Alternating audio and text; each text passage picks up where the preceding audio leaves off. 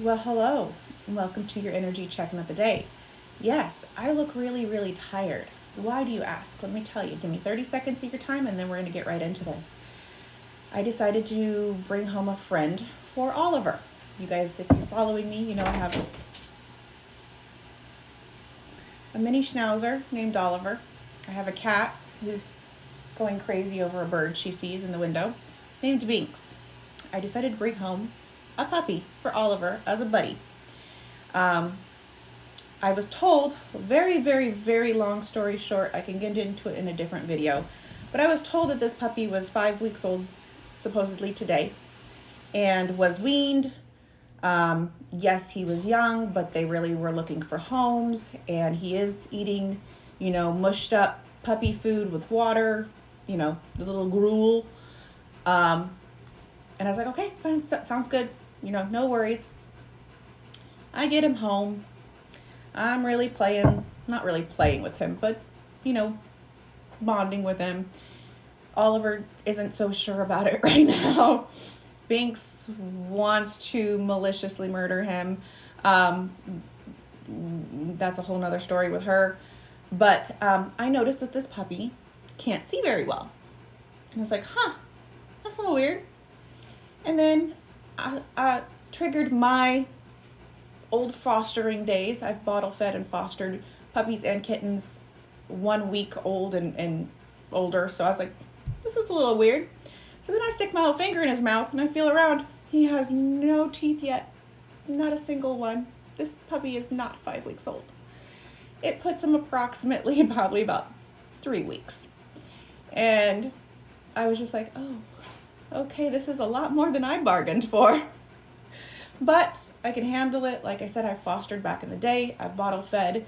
I've done all the things. He is actually eating the little puppy gruel, doing pretty well. I am going to supplement with a bottle and stuff just in the interim while I get him onto just purely puppy gruel, where it's good for him, making sure he gets enough nutrients and hydration. So he's going to be taken care of. I know what I'm doing. So if anybody was to have this happen too, thinking they got a 5-week-old puppy and they actually got a 3-week-old puppy, it's me. But I am tired because I have been up every 3 hours all night long with this little thing who wakes up, cries, wants to eat. He goes potty, wants to eat. Then he wants to be wrapped up like a puppy burrito, and he goes back to sleep. So then I can put him back in his little bed. I can go back to sleep until the cycle starts over again. So I am very tired. Very worth it. He's well taken care of, and I'm going to, at the end of this video, stitch a little video of him. It's not the best. I will actually introduce him to you guys on a separate video, but he's asleep right now, and we are running with that. We are not waking him up right now. No, no, no. No, no, no. So, all right, you guys, let's get to your energy check-in of the day. Thanks for hanging in there with my story. So far, I think I'm going to name him Theodore Ruxpin. If you are a millennial like I am, you know the old Teddy Ruxpin. All right, you guys, so this is apropos. 10 of Wands. Let's talk about the 10 of Wands, and you guys can actually see how it applies to me. I am part of the collective too. This made me giggle. This might make you guys giggle as well. It can apply in a couple different things. Number one, the 10 of Wands is carrying a burden. It is shouldering a burden or carrying a burden that is wearing you out, but you're still determined to make it back to the home, right? So this guy, in theory, he planted these wands. This is his harvest. He plucked them all out of the ground. He spent a long time cultivating them, growing them, watching them grow, and now it's time to carry them home. And so he's proud of his harvest. There's nothing really bad about the 10 of Wands in regards to nothing inherently negative, other than he's carrying them all at the same time. Now, that's a heavy burden. It's a heavy load. You can see how burdensome this is. He can't even really see where he's going. He's headed home in the general direction of headed home, so that's Oliver, you guys, so that he can bring his harvest home. that he's very proud of, but he's doing it all at the same time. The lesson of the Ten of Wands is to put down some of the wands and carry a few at a time so that it's easier on you. Lighten your load. Don't carry everything on your shoulders or whatnot at the same time. Ask for help, ask for assistance. Again, sorry, Oliver is a little anxious today, as you might imagine. Give me 1 second. All right. So this is just about lightening your load. Don't carry everything at the same time. You might be very proud of what you're doing, or happy with what this is. This is your harvest. Like, you planted these things, you want these things, right? They also theorize that these are wands, and each one represents a life lesson or a passion or things like that.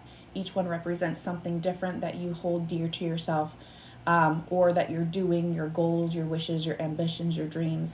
But again, if it's a heavy burden, a heavy load, try to do it a little at a time. It would have been much easier for this man to make it home if he carried, 3 at a time instead of all 10.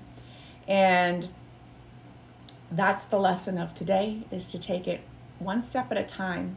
Try to lighten your load as much as you can. Ask for help if you need it, and get your harvest home without wearing yourself out.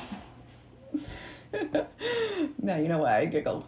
Anyways, this can apply in all sorts of areas of life. For me today, this is puppyhood. Give me 1 second. Sorry, I had to sneeze. For me, this is all about new puppy being a lot more than I'd bargained for. I thought he was a lot more developmentally further along, and he's not. And so my burden is very heavy right now, especially dealing with Oliver, who is still not quite so sure about him, but Oliver has been around fosters and things like that as well, and he's always the same way. For about 2 to 3 days, he's very leery. He's not so sure, but then after that, something happens where he's like, you know what, actually, they're pretty darn cute. And then he becomes the best big brother, or when I was fostering, we called him Uncle Oliver. But he'll be big brother. He becomes the best big brother in the world. So I have no doubt he did the same thing with Binks. I fostered kittens and puppies and everything. He's done the same thing. So he just needs a couple days. Binks, on the other hand, is a whole different story. She is queen of the jungle right now, and she is not happy. So we'll keep you posted on that. But this can be about work. It can be about life. It can be about friendships and family. It can be about romance and relationships in general. Sorry, you guys, I'm itchy. So however this applies to you in your day to day, take that as it resonates. Thank you guys for sticking around for my story. I know it's a longer video today, but as promised, I will link a little video of Theodore Ruxpin at the end of this, and on my next video, I will introduce him when he is awake to all of you. Take care of yourselves. Take care of each other, even our four-legged furry friends. And blessed be.